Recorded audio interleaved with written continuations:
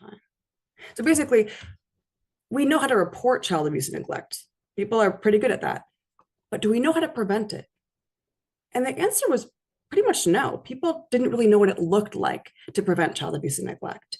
So Prevent Child Abuse Arizona, in collaboration with Casey Family Programs, we launched a program called Lean On Me AZ, or really a project, in which we held 13 focus groups virtually with communities across Arizona. And they were diverse communities across Arizona.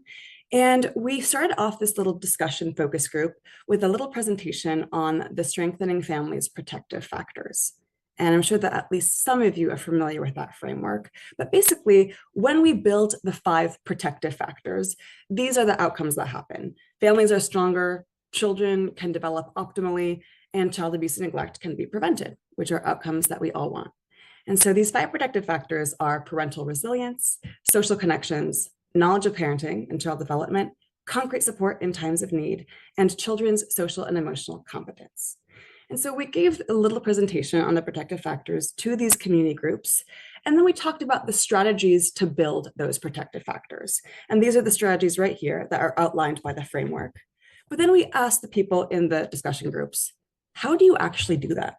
How do you actually respond to families in crisis? What does it look like in communities when everyday people build protective factors? So we really asked those community members, how do you do this? How do people prevent things from happening in your community? How do people support families in your community? And we got incredibly rich and powerful stories. And we took a whole bunch of notes on what they said. They give examples of how communities were supporting them, but they also gave examples about how community had not supported them in the past. And we wrote that all down and we ended up distilling it into a toolkit. But before I share with you about that toolkit, I want to share a few of the stories that came out in those focus groups because they were super powerful. And that was actually my first year being an executive director. And it totally changed my lens. It really, by listening to people in communities, it turns out they tend to have the answers and they tend to know what they need, as opposed to people who are trying to create strategies without speaking to people with lived experience, families and communities where they are. So it's important to ask people what they think and what to do. So here's a story that came out in almost every discussion group. So it's a version of this. And this one said, once an older couple walked up to me while my 4-year-old son was melting down and said, "You're doing great. I felt so supported, I was walking on air."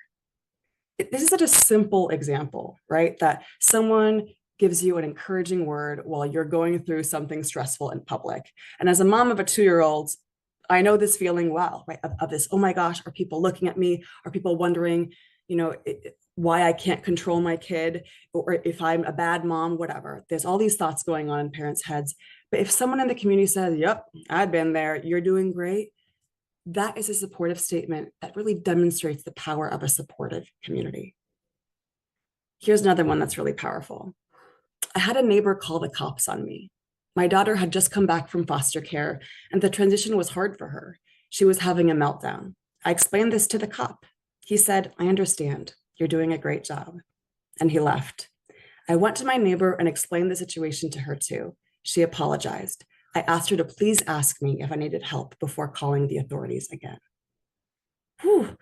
This was powerful for a number of reasons. First of all, the courage of the mom that had a call on her, right?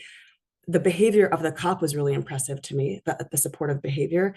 And what this shows me is that when you know your neighbors and actually interact with them, there's less need to involve the authorities. Powerful story. One last one that I'll share before moving on is this one. I met a family who yelled whenever they talked to each other. At first glance, I was concerned, but through further observation, I recognized that there was love and safety in this family. They were loud, but the yelling was not abusive. It was cultural. Through a parenting class, the grandmother learned tools to use a gentler approach if she wished. A lot of power in this story too. And what this tells me is check your assumptions. Oftentimes we're comparing families to our own personal standards as opposed to thinking about their culture and their practices. So Lean On Me AZ was a powerful initiative. And from this, we created a toolkit that ended up creating 26 tips and tools from these discussion groups on how community members can be supportive of families and really prevent child abuse and neglect before it happens. And you can learn more about Lean On Me AZ on this site right here.